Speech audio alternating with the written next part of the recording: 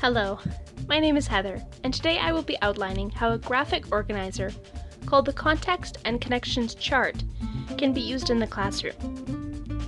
The use of this organizer will focus on how concepts and terms can be better understood by students regardless of subject. What is a Context and Connections Chart? Simply put, it is a graphic organizer or a way to visually represent relationships within the content and aid student understanding.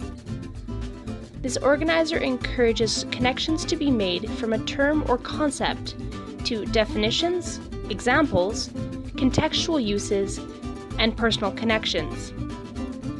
The variety of connections being made allows students to organize information in ways that make sense to the individual.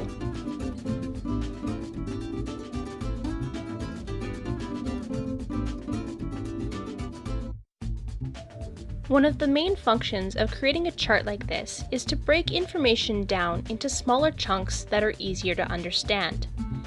Breaking information apart in this manner helps simplify the content, making it easier for all students to understand, especially for students with special needs and English language learners. This organizer also helps to create connections between new information that is being learned and a student's prior knowledge. This means that students will be able to form deeper and more meaningful understanding of content being presented. Making these connections helps to form new related skills as well, including organizing, prioritizing, and the generation of new ideas.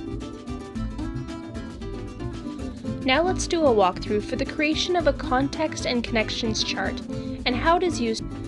To create a context and connections chart, the student will write the difficult term in the center of the page and form connections surrounding it that could help the student understand and remember the term.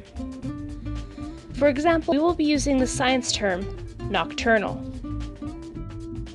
The first connection to be made could be the definition. This could be a textbook or working definition, whichever allows the student the clearest understanding of the term. For nocturnal, this would be most active at night.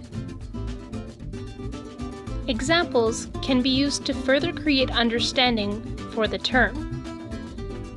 For our example, this could be owls which hunt during the night, or some flowers that only bloom at night. Non-examples can also be used to better clarify word meaning. Depending on student comfort level, examples could be as simple as dogs, which are not nocturnal, or as complex as diurnal, being the opposite of nocturnal.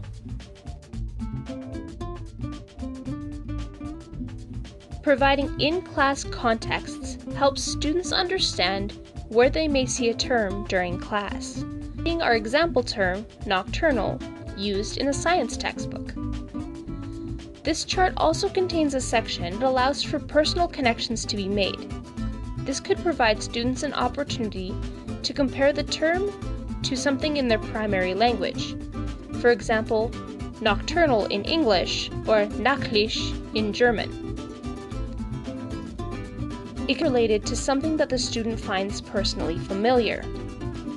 I was up all night studying and therefore nocturnal. Applying it to students' personal lives helps the word become more meaningful since there is relevance and a real-world application. It is important to remember that this chart can be modified to fit specific students' needs. Some examples of this would be adding an area where new terms can be connected to other similar terms, or creating the chart on paper versus digitally if the student requires it.